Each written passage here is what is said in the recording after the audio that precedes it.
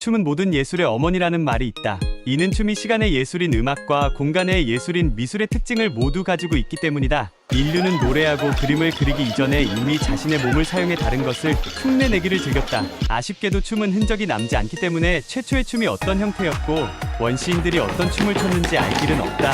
하지만 분명한 것은 오늘날의 춤이 인간의 다양한 동작에서 시작되었다는 것이다. 이렇게 생활과 밀접한 관계를 가지고 있었던 원시춤은 무당이나 제사장의 권력 강화를 위한 방편으로 사용되기도 했다. 그리고 왕권을 상징하는 궁중예술로 발전하게 되면서 탄생하게 된 것이 발레이다. 발레는 15세기 이탈리아에서 탄생한 왕실의 춤으로 처음에는 왕족을 위한 춤이었다. 발레의 기틀을 마련하고 자신도 발레를 즐겼던 루이 14세도 이를 이용해 왕권의 신성함을 보여주는 데 이용했다. 태양왕이라는 별명도 발레에서 루이 14세가 태양신 아폴론의 역을 했기에 붙여진 이름이었다. 이렇게 탄생한 클래식 발레는 신체를 이용하여 환상적인 아름다움을 표현하는 방향으로 꾸준하게 발전해왔다. 발레의 다양한 기술은 음악에서 악보처럼 무보를 통해 전해지기도 했지만 대부분은 스승에서 제자에게 직접 전수되는 것이 일반적이었다.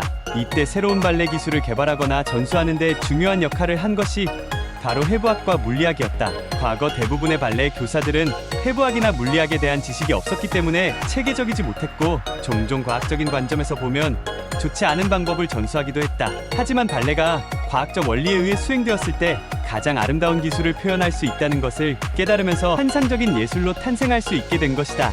오늘날의 발레의 기술은 더 이상 과학의 도움 없이는 발전할 수 없을 정도로 뛰어난 완성도를 가지고 있다. 물론 아름다운 발레를 보며 섬뜩하게 느껴지는 해부학이나 따분한 물리학을 떠올리기는 쉽지 않다. 하지만 조금만 생각해보면 신체를 활용한 동작을 하기 위해서는 누구도 생체역학적인 범주를 벗어날 수는 없다는 것을 알 수 있을 것이다. 아무리 아름다운 동작도 신체 구조상 불가능하거나 물리적인 한계를 벗어날 경우에는 표현할 수 없기 때문이다. 그래서 곧게 쭉 뻗은 발레리나의 몸매에는 단순히 아름다움만 있는 것이 아니라 생체역학적인 원리도 깃들어 있다는 것이다. 백조의 호수에서 산막에 등장하는 발레리나의 32회 전 푸에테포르테는 발레 기술의 백미로 관객들로부터 탄성을 자아낸다.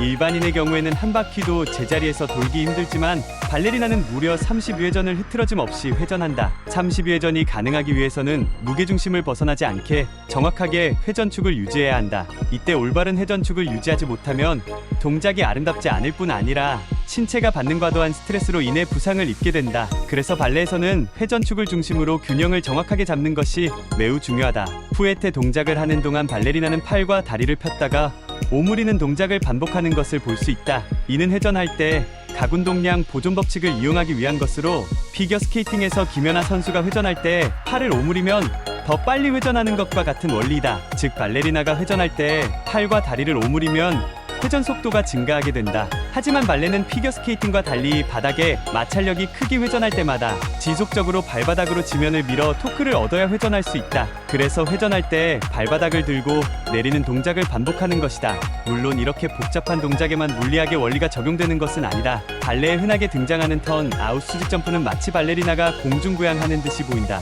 특히 다리를 거의 180 이상 벌리고 공중으로 점프하는 그랑 쥐때 마치 백조가 나는 듯이 보일 만큼 환상적이다. 하지만 이렇게 공중을 자유롭게 나는 듯이 보이는 발레리나도 농구 선수보다 더 높이 점프하는 것은 아니다. 단지 이렇게 다리를 곧게 벌림으로 인해서 훨씬 높이 점프한 듯이 착각을 일으킬 뿐이다. 점프 높이는 점프할 때 초기 속력으로 결정되며 다리를 아무리 벌려도 그 높이는 달라지지 않기 때문이다. 점프할 때 다리를 곧게 쫙 펴는 것은 동작이 시원스럽고 아름답게 보이게 하는 목적도 있지만 착지할 때 충격력을 줄여 부상을 방지하기 위한 것이다. 착지할 때는 최대한 착지 시간이 길어지게 해야 하는데 그렇지 않으면 착지할 때 충격력이 발목과 같은 부위에 집중되어 신체에 무리가 가기 때문이다. 이와 같이 발레는 부상을 방지하고 아름다운 동작을 익히기 위해 물리학적 지식이 필요한 것이다. 발레리나 강수진의 발이 축구 선수 박지성이 발만큼 상처투성이라는 사실은 그만큼 발레가 많은 노력과 고통 속에서 피어나는 예술이라는 것을 보여준다.